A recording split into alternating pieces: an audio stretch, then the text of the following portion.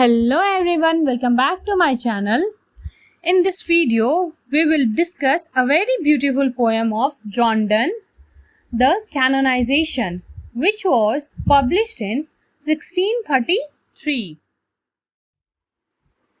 Before we continue, please do subscribe to my channel and hit the like button.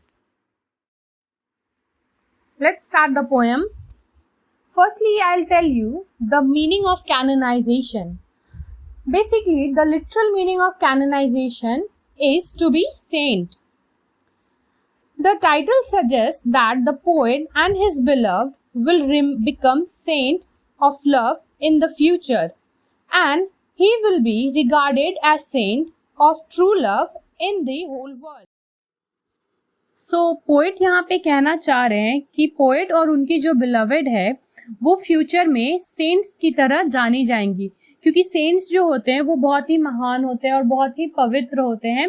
तो poet का ये कहना है कि मैं और मेरी पोएट, हमारा जो ये ट्रू लव है ये भी बहुत महान और बहुत ही पवित्र है, जो आगे चल के पूरे वर्ल्ड में जाना जाएगा और इसके थ्रू हम लोग एज अ सेंट्स जाने जाएंगे। आइए हम पैराग्राफ स्टार्ट करते हैं। For God shake hold your tongue and let me love, or chide my palsy or my gout. So in the first stanza, poet says to someone, poet किसी से कह रहे हैं, who tries to disturb him, जो उसे disturb कर रहा है, please hold your tongue, please तुम चुप हो जाओ और मुझे प्रेम करने दो। और chide my palsy, you can criticize my old age, you can criticize my disease. gout एक तरह का डिजीज होता है जो ओल्ड एज में हो जाता है। My 5 grey hairs or ruined fortune flawed. You all can also criticize me for my grey hair or my ruined fortune. वो कह रहे हैं कि तुम मुझे क्रिटिसाइज कर लो मेरे ओल्ड एज को लेके या मेरी बीमारियों को लेके या मेरे ruined fortune को लेके, हर चीज के लिए, but please don't disturb me, let me love. With wealth your state, your mind with arts improve. Go somewhere and make money. Join politics. Take you a course, get you a place. Go somewhere, keep yourself busy with some course like philosophy and mathematics or whatever you want. कि तुम जाओ, दूर चले जाओ और कोई course ही क्यों नहीं कर लेते, ताकि तुम्हें ये सारी चीजें फ्यूचर में हेल्प करे, तुम्हें ज्ञान मिले. Observe his honor or his grace. Engage yourself somewhere. तुम अपने आप को क्यों नहीं सुधारते हो? Or the king's real or his stamped face. Contemplate what you will approve. So you will let me love. तो ओवरऑल इस स्टैंजा में पोएट का कहना यही है कि तुम कहीं और क्यों नहीं चले जाते. Go see the coins with king's face stamped. Go and honor the king. And will you leave me for making love with my beloved? और मुझे मेरे beloved के साथ अकेला छोड़ सकते हो, क्योंकि ये हमारा टाइम है, ये हमारा बहुत प्रेशियस टाइम है, हमें प्रेम करने दो, प्लीज हमें अकेला छोड़ दो. Come to the second stanza. Alas, alas, who's injured by my love? अब पोएट कह रहे हैं, ओफ हो, अलास मतलब हे भगवान, ऐसा करके एक्सक्लेमेटरी का वर्ड है ये. वो कह रहे हैं, who injured bye my love, मेरे लव से आखिर किसको क्या प्रॉब्लम हो रही है, कोई कैसे इंजर्ड हो सकता है. What merchant ship have my sides ड्रॉन्ड, क्या जो शिप्स थे, मर्चेंट के शिप थे, वो समुद्र में डूब रहे हैं. Who says my tears have overflowed his ground, और मेरे आंखों से जो आंसू बह रहे हैं, क्या इससे फ्लड तो नहीं आ रहा है, जिससे कोई कुछ लूज कर रहा है, जो हमारे फार्मर्स होते हैं उन्हें कुछ लूज हो रहा है. When did my colds a forward spring remove? या मेरे कुछ ऐसे मेरे कोल्ड से, आहें भरने से, क्या स्प्रिंग जो समय पे आता है वो समय से पहले तो नहीं आ जाएगा या फिर खत्म तो नहीं हो जाएगा. When did the heats which my veins feel? और क्या मेरे गर्माहट से कुछ और भी प्रॉब्लम आ सकता है, कुछ भी तो नहीं बदल रहा. Add one more to the plague bill. Soldier finds war and lawyers find out still. Litigious men which quarrels move. और पोइट ये भी कह रहे हैं कि सब कुछ तो वैसा ही है, सोल्जर्स वॉर पे जा ही रहे हैं, जो लॉयर्स हैं उनको भी केसेस मिल ही रहे हैं, कुछ भी तो नहीं बदल रहा है। दो she and I do love, तो फिर जब मेरे और मेरी प्रेमिका के बीच, हम लोग के बीच सब ठीक है और हम दोनों प्रेम कर रहे हैं, इससे ना किसी को कुछ प्रॉब्लम हो रही है, ना किसी का कुछ नुकसान हो रहा है, तो प्लीज मुझे और मेरी प्रेमिका को प्रेम करने दो। Come to the third stanza. Call us what you will. We are made such by love. Call her one, me another fly. यहाँ पोएट कह रहे हैं call me anything you want. तुम मुझे कुछ भी बुला सकते हो जो तुम्हें पसंद है. Call my beloved a fly and me too. मेरी beloved को एक fly बोल सकते हो और मुझे भी उसी नाम से बुला सकते हो. We are trappers too and our own cost die, and we in us find the eagle and the dove. और पोएट यहाँ ये भी कह रहे हैं we are like trappers, it means candle, we may killed by ourselves, जो कि खुद न खुद पिघल जाता है और खुद ब खुद खत्म हो जाता है, बट अगर आप उसके नीचे एक पॉट रख दो तो कैंडल फिर से बन सकता है. तो पोएट का कहने का मतलब यही है. वो ये भी कह रहे हैं we can be eagle and dove as we are prey to each other. वो कह रहे हैं कि हम लोग को आप ईगल और डव भी बोल सकते हो, क्योंकि हम दोनों एक दूसरे के दुश्मन हो सकते हैं, हम दोनों एक दूसरे का शिकार हो सकते हैं, बट हम दोनों एक साथ ही रहेंगे. Now the phoenix riddle hath more wit by us, we two being one are it. आप हमें फीनक्स भी बुला सकते हो, and phoenix is a mythological bird who die itself and rise again, जो कि खुद के वजह से ही खुद मर जाता है और वापस से राइज भी हो जाता है. So to one and neutral thing both sexes fit. So the puzzle of phoenix can be resolved by our love.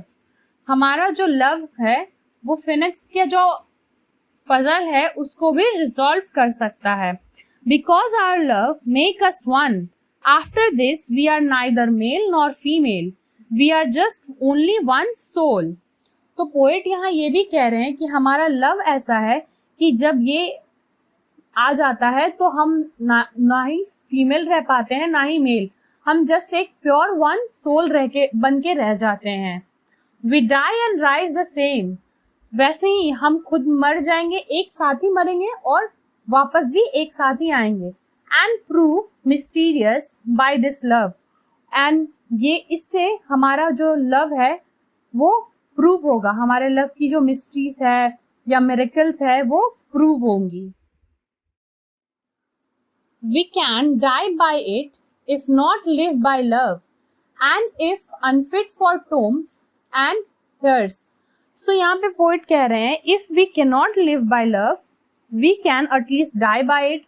अगर हम प्यार के सहारे जी नहीं सकते तो एटलीस्ट मर तो सकते हैं. And if unfit for tombs and hairs, may be बहुत जो पहले के लोग रहते थे, महान लोग जब मरते तो उनका बहुत बड़ा बड़ा टूम बनाया जाता था, उस पर कारीगरी की जाती थी. तो पोइट यहाँ ये भी कह रहे हैं कि शायद हमारे जो बॉडीज है, हमारे ग्रेव को वो सारी चीजें नसीब ना हो. ठीक है. Our legend be it will be fit for verse. लेकिन हम जो हैं इस वर्स में, मतलब पोएम्स में, सोनेट्स में जरूर देखे जाएंगे. कल को हमारे बारे में जरूर बातें होंगी इस पोएम्स के थ्रू, इस पेज के थ्रू.